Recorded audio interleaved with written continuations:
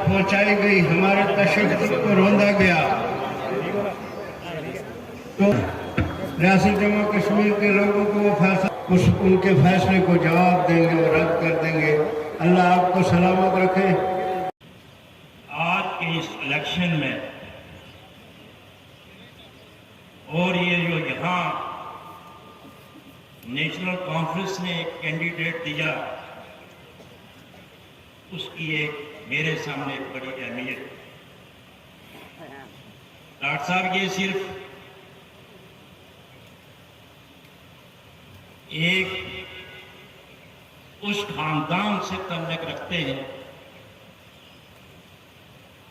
जितना भी कम बोला जाए इलेक्शन है, इसमें फतवे भी लगने शुरू हो जाते हैं और भी है। तो मैं यही कोशिश करूंगा कि मेरे मुंह से अल्लाह करे कोई ऐसी बात ना निकले जो आखिरत की के लिए वो अच्छी ना हो। आपने क्या सोच समझ के इस कॉन्स्टिट्यूंसी में ऐसे कैंडिडेट को उतारा जिसकी एक अपनी हिस्ट्री है, वो सियासी ही नहीं, जिस खानदान में इस समाज में जितनी भी बुराइयां थी उनको दूर करने के लिए जितनी मेहनत इन्होंने की, मेरे ख्याल में जम्मू कश्मीर में इस किस्म का कोई आदमी नहीं देगा।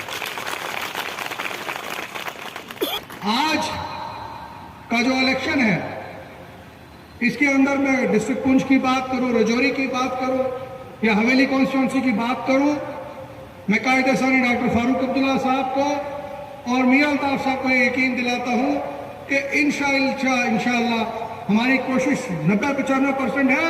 हम इंशाअल्लाह 90% वोट जो है हवेली पुंछ कॉन्स्टिट्यूंसी का जो है नेशनल कॉन्फ्रेंस के निशान के ऊपर डाल के कामयाब करेंगे और हमारी कामयाबी होगी। आज का जो ये इलेक्शन है, ये इलेक्शन वो इलेक्शन नहीं है कि अगर हम कहें कि जनाब सड़क की बात है, दंगे की बात है। पिछले 10 सालों से बीजेपी का एमपी बना और मुझे अफसोस से कहना पड़ता है कि काम तो दूर की बात रही, अगर कभी हमें शक्ल भी अपनी दिखा जाता तो हम कहते कम से कम हमें शक्ल दिखा गया, हमारा यहाँ का एमपी था। मैं फख्र महसूस करता हूँ कि उनकी कैंपेन के सिलसिले में कल से सुंदरबनी नौशहरा का पार्ट जो था टांडा में, उस पर काफ़ी समुदाय के लोग भी यहाँ पे थे और रजौरी में काफ़ी लोग यहाँ पे थे, मुलाकात करते यहाँ पे आए और सब फख्र महसूस करते हैं कि हम मियां अल्ताफ जी के हक में वोट डालेंगे। मैं समझता हूँ कि मैं इनका कैबिनेट में एक साथी रहा हूँ बतौर भाई, जो इनके काम करने का तरीका है, हमेशा अवेलेबल रहते हैं, रूहानी दरबारों से जुड़े हुए लोगों की सेवा करते हैं, रियासत की सेवा होगी। आज देश को इनके सेवा की जरूरत है। ये चुनाव देश को बचाने के लिए है, ये चुनाव देश के लोकतंत्र को बचाने के लिए है, ये चुनाव तानाशाहों से छुटकारा पाने के लिए चुनाव है। इसलिए मैं आपसे हाथ जोड़ के विनती करता हूँ, आप चुनाव में वोटों का सही इस्तेमाल यहाँ पे करें। वोटों की ताकत को आप समझते हैं। पहले भी डॉक्टर साहब पूंछ के तमाम अवाम ने और रजौरी पूंछ के अवाम ने 90% वोट हमें दिया है पिछले मेंबर पार्लियामेंट के चुनाव में, लेकिन डर के चुनाव उन्होंने रजौरी पूंछ को किसी और खाते में यहाँ पे डाल दिया। लेकिन आज वो जम्मू के जो लोग जिस ढंग से रिएक्शनरी वोट कहीं पे दे गए, लेकिन मैं दावे से कहता हूं वो तूफान इतना चला जम्मू की पार्लियामेंट के चुनाव में कि मैं साझा उम्मीदवार, इंडिया ब्लॉक का उम्मीदवार, डॉक्टर फारूक अब्दुल्ला साहब की निशानी, सोनिया गांधी की निशानी, खड़गे साहब की निशानी, विकासपुर तमाम नेताओं की निशानी, जब मैं चुनाव में उतरा, वो नौजवान जिन्होंने सत्ता तक इनको पहुंचाया था, खुल के मैदान में और सड़कों पे उतरे, बदलाव का संकेत दिया। और मैं आपको ये यकीन दिलाता हूं, इंडिया ब्लॉक की 6 की 6 सीटें जीतेंगे। कठुआ हो, जम्मू हो, कोई दुनिया की ताकत वो छीन नहीं सकती। ये संकेत देने के लिए मैं आप लोगों के बीच में यहाँ पे आया हूँ। आज जरूरत है, आज समय की पुकार है। अब उन बुजुर्गों की पेंशनों को वापस कर पाए जिनको भाजपा ने छीन के रख दिया, उन विधवाओं की पेंशन को वापस कर दें जिन्होंने हमारे उन बुजुर्गों के राहत देने का जो साधन था। ये कहा गया कि एक सड़क पे पस्सी आ गई, इसलिए पूरा पार्लियामेंट इलेक्शन जो है उसको आप पोस्टपोन कर दो। ये तारीख में कभी नहीं हुआ, इसकी मिसाल नहीं कभी आपको मिलेगी कि पस्सी, उस पस्सी से, मुगल रोड की पस्सी से जो आई भी नहीं थी, लेकिन उससे किसी ने भी पार वोट देने नहीं जाना था, न शुपैया से यहां वोट देने किसी ने आना था, लेकिन बहाना था आपको तंग करने का, क्योंकि आप उन लोगों के साथ न पहले चले न अब चले। फिर आपकी जो कॉन्स्टिट्यूंसी बनाई गई, मैं कहता हूं मैं तो एक ऐसा कैंडिडेट हूं जो कम से कम हर इलाके को जानता हूं। दूसरों को तो आप पूछो, उनका इस कॉन्स्टिट्यूंसी का जोग्राफिया ही पता नहीं लगेगा, वो हाँ करते रहेंगे मगर वाला उनको पता नहीं लगेगा। ये मुझे इस कॉन्स्टिट्यूंसी में आकर ये एहसास हुआ। मैंने पहले भी कहा कि इस कॉन्स्टिट्यूंसी को जिस तरीके से बनाया गया है, वो जो BBC लंदन की चैनल है या वो डिस्कवरी चैनल है, उसको इस कॉन्स्टिट्यूंसी पे भी एक डॉक्यूमेंट्री बनानी चाहिए। इसका होलिया इतना बिगाड़ा है, इतना प्रोग्राम बनाया है आप लोगों को तंग करने का कि जिसकी मुझे कोई समझ नहीं आता। अगर अनंतनाग और पुलवामा वालों से नाराजगी थी तो रजौरी पुंछ वालों से क्या नाराजगी थी? आप तो 80%, 70%, 90% पोलिंग करते रहे, तो आपको तंग करने का क्या फायदा?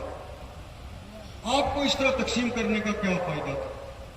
आज ये कॉन्स्टिट्यूंसी जो है ये किश्तवाड़ के डिस्ट्रिक्ट से शुरू होती है, सिंथन टॉप से, फिर वहां से डोरू आता है, फिर उसके बाद काजीगुंड आता है जो बानहाल के साथ मिलता है, फिर उसके बाद दमाल हाजीपुरा आता है जो रामबन डिस्ट्रिक्ट के साथ मिलता है, फिर वची जो है वो पुलवामा डिस्ट्रिक्ट के साथ मिलता है, बीच गहड़ा श्रीनगर डिस्ट्रिक्ट के साथ मिलता है, फिर उसके बाद मुशहरा जम्मू के साथ मिलता है, फिर उसके बाद आप देखिए कोट चरवाल कहाँ है, आप में से तो कोई गया ही नहीं, नाम सुना होगा। खवास कहाँ है, बुदल कहाँ है, बकोरी कहाँ है, मंडी जो है वो बारामूला डिस्ट्रिक्ट के साथ मिलती है, बालाकोट जो है वो बॉर्डर के साथ मिलता है। तो यहाँ कैंडिडेट क्या करेगा तो वोटर क्या करेगा? तो चलो मेरा जैसा होगा तो कोई वागत जाता होगा, आप बोल देंगे यार उसको बोल देना फलानी मसला था या कागज सरवत को कहीं से दिखवा रहा है, वरना यहाँ किसी की पेश नहीं लगेगी। इस तरीके से बनाई गई, यानी कोई जिसका कोई जवाब नहीं था, कोई जस्टिफिकेशन नहीं कि आप लोगों के साथ इलेक्शन भी पोस्टपोन किया गया, हल्का भी इस किस्म का बनाया गया कि जितना आप उससे तंग हो सके, यहाँ कोई MP बने जितना वो तंग हो सके, और इसी हालात को ये सब कुछ उन लोगों ने ताकत के नशे में किया। जब आदमी ताकत के नशे में होता है तो वो फिर जमीन पे नहीं देखता, वो कहता है जो मैं कहता हूँ वो ठीक है, फिर कल हम देखेंगे क्या होगा। तो जब 2 साल 1.5 साल के बाद उन्होंने जमीन देखी तो जमीन खिसकी हुई थी। उन्होंने कहा कि हमने तो इतना कुछ किया था कमरे में बैठकर, मगर ये तो हमने सब उल्टा किया है। अब अगर सब उल्टा किया तो हम कैंडिडेट ही खड़ा नहीं करते। एहसास उनको अब हुआ इस बात का। और डिलिमिटेशन कमीशन जो है वो बदनाम हुआ। हिंदुस्तान का डिलिमिटेशन कमीशन जो है उसने जम्मू कश्मीर में काम करके बदनामी हासिल की, उसने नेक नामी हासिल नहीं की। जिस तरीके से आपकी कॉन्स्टिट्यूंसी को किया गया, दूसरे हल्कों को किया गया, कितना अच्छा होता अगर वो डिलिमिटेशन के कमीशन के लोग आपके रजौरी पुंछ में आते, तो आपके रजौरी पुंछ को देखते, आपके बॉर्डर को देखते, तो वो जरूर कहते जो डॉक्टर फारूक साहब भी कहते हैं और जो हमारी डिमांड आगे से रहेगी कि रजौरी और पुंछ का एक अलग पार्लियामेंट हल्का होना चाहिए। आप इसके हकदार हैं, आप पे कोई एहसान नहीं करेगा, लेकिन अगर इंसाफ पर कोई चीज होती तो फिर आपका हल्का जरूर बनता। लेकिन ये बेइंसाफी थी, ये वैसी ही बेइंसाफी थी जैसे पूरी स्टेट को तोड़ा गया, 2 यूटी बनाई गई, लेकिन लोगों ने फैसला कबूल नहीं किया। लद्दाख के लोगों ने ये फैसला कबूल नहीं किया। लद्दाख में आज भी एजिटेशन है। करगिल में इलेक्शन हुए, कांग्रेस और नेशनल कॉन्फ्रेंस का अलायंस बना, बीजेपी 2 सीटों पे रहे।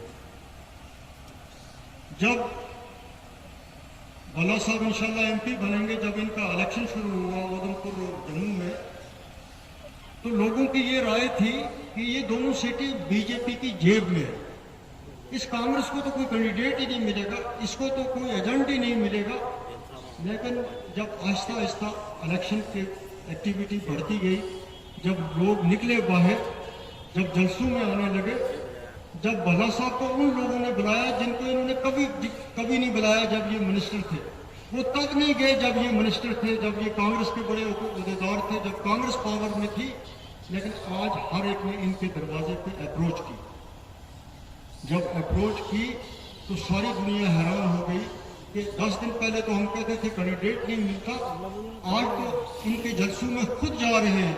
इन बेचारों के पास, कांग्रेस के पास कौन सा पैसा था कि ये ट्रांसपोर्ट लगाते, ये लोगों को बुलाते, ये शामियाना लगाते, हजारों की तादाद में लोग डेली आने लगे। तो लोगों को वो गुस्सा था जो उनके साथ 5 अगस्त 2019 को हुआ, और उसके बाद आपकी नौकरी गई, आपकी जमीनें गई, आपके काम गए, रिश्वत बढ़ी, सब कुछ हुआ। तो वो गुस्सा था। जब मौका मिला तो उन्होंने कहा भल्ला साहब आप हमारे एमपी हो। उन्होंने अपना फैसला दे दिया। किसी से भी आप पूछिए, आप किसी भी वाकफकार को मिलेंगे, वो आपको यही कहेगा अखनूर में भी कांग्रेस को वोट मिला है। मैं आज आपको कहता हूं सांबा डिस्ट्रिक्ट में कांग्रेस को वोट मिला है, आरएसपुरा में कांग्रेस को मिला है, जम्मू प्रॉपर में कांग्रेस को मिला है। और अब भल्ला साहब ने उसकी हिफाजत के लिए आदमी भी बिठा दिए हैं, बहुत अच्छा किया है। तो ये एक तब्दीली लोग अंदर से खुद फील कर रहे हैं, वो खुद महसूस कर रहे हैं कि अगर इस वक्त इस रियासत को कोई बचा सकता है तो वो नेशनल कॉन्फ्रेंस की तंजीम बचा सकती है, वो डॉक्टर फारूक अब्दुल्ला बचा सकते हैं।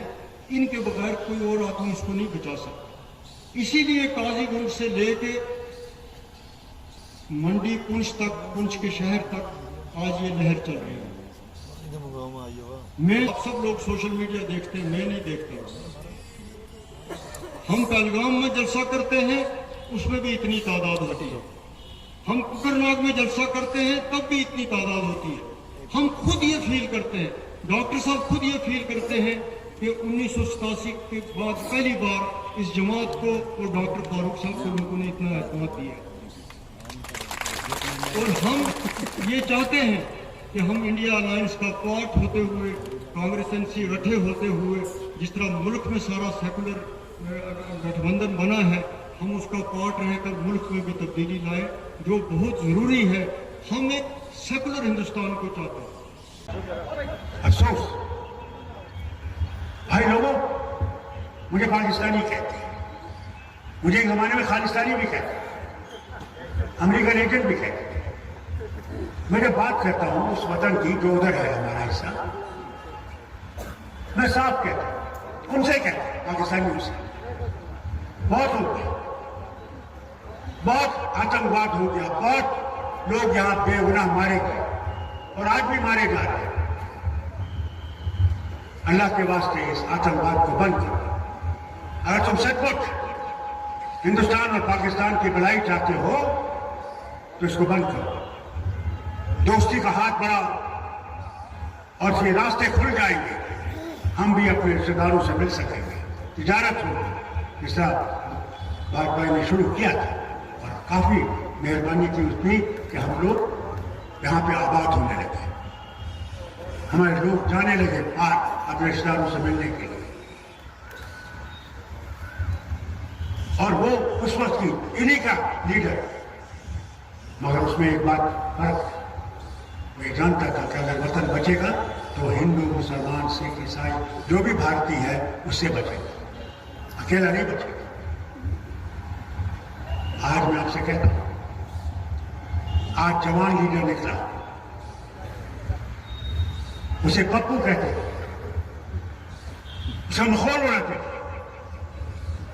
जब वो चला कन्याकुमारी से और कश्मीर पहुंचा, जहां बर्फ पड़ रही थी जिस दिन वो पहुंचे, उनके साथ इतने लोग थे जिन्हें कभी बर्फ देखी नहीं थी, सर्दी देखी नहीं थी। मगर मुल्क को जोड़ने के लिए, मुल्क में ये नफरत के जो बीज डाल रहे हैं उसको मिटाने के लिए फिर उसने आसाम से छोड़ा और पहुंचा महाराष्ट्र। क्या है अच्छा है, खाता पीता है, आराम से रह सकता है। कोई फिक्र नहीं होती और फिक्र किस बात की कि मेरा भी एक फर्ज है और मुझे उस फर्ज को पूरा करना तो मेरे खानदान का फर्ज था। बाप को मुर्दा देखा, इंदिरा गांधी उसको मुर्दा देखा वतन के लिए, मगर निकला। उसने लोगों के दर्द को देखा, लोगों के दर्द को पहचानने की कोशिश की कि क्या दर्द है। दिल्ली में बैठ के नहीं हो सकता जब तक इंसान के वहां पहुंचे नहीं, उससे बैठ के नहीं, उससे बात नहीं करी, उससे पूछे। और तीसरी बात जो बहुत जरूरी है, बहुत अहम है, ये है कि फौज में इन्होंने 4 साल का वो बनाया है। 4 साल का वो बच्चा कहाँ जाए, उसको खत्म करना है, अपनी स्कीम को खत्म करना है और परमानेंट। और एक और बात जो इस रियासत के लिए अहम है, हमारी रियासत को वापस दर्जा देना है, इज्जत से देना है। और अगर ये हो सकता है और होगा तो यहाँ के लोग देखना किस तरह आबाद होंगे। इसे साथ साथ मैं आपसे ये भी कहूँ, डिलिमिटेशन होने वाली है 26 में, उस वक्त में जो ने किया है उसे खत्म करना है। यहाँ एक कॉन्स्टिट्यूंसी होनी चाहिए, पार्लियामेंट्री कॉन्स्टिट्यूंसी, जो राज्यों में पुंछ की हुई। क्योंकि यहाँ के लोग देखिए 10 साल वो MP रहा है इन्हीं का। कहा कभी आया पुंछ, बताओ, हाथ उठा के बताओ। 5 करोड़ उसके पास थे, क्या एक पैसा उन्होंने पुंछ और रजौरी के लिए खर्चाया? मैं समझता हूं वो अखनूर से इधर नहीं आया। ये था MP। इसे हम यही करेंगे कि यहाँ पे अलग MP होना चाहिए, जिस तरह से हम चाहते हैं कि वो जो जनाब का इलाका है उसमें भी अलग MP होना चाहिए। लोगों को बांटने की कोशिश की, बुलाया था कुछ लोगों को तोरे बांध के, और उनको इस्तेमाल करना चाहता है नेशनल कॉन्फ्रेंस के खिलाफ। मगर वो कहते हैं जिनको उस पर भरोसा है और तला तुम खैज मौजों से घबराया नहीं करते। सर भाजपा कह रही है कि आप क्या कहना चाहेंगे? क्या कह रहा है भाजपा? सर जिस तरह से भाजपा कह रही है कि फारूक अब्दुल्ला जो है वो पाकिस्तान, मैं तो पाकिस्तानी पहले भी ये कहते थे, आज कोई नई बात है। वो जो हमारे साथ है वो भी कहते थे, मगर फारूक अब्दुल्ला तो हिंदुस्तान में ही है। वहाँ मुझे वहाँ जिंदा ही वो नोट्स देंगे। सर जो आम आदमी पार्टी पे एलिगेशंस लग रहे हैं, उसको क्या लगता है कि उसको दिल्ली में क्या करने की कोशिश कर रही है भाजपा? जनाब, जिन लोगों ने पाकिस्तान के पैसे यहाँ बांटे, जिन लोगों का नाम मेरे पास एज मुख्यमंत्री पहला था जब अडवाणी जी ने मुझे लिस्ट भेजी 20 की, वो आज इनके प्यारे हैं। अल्लाह सलामत रखे। हम पाकिस्तानी, वो दले हिंदुस्तानी। चलो।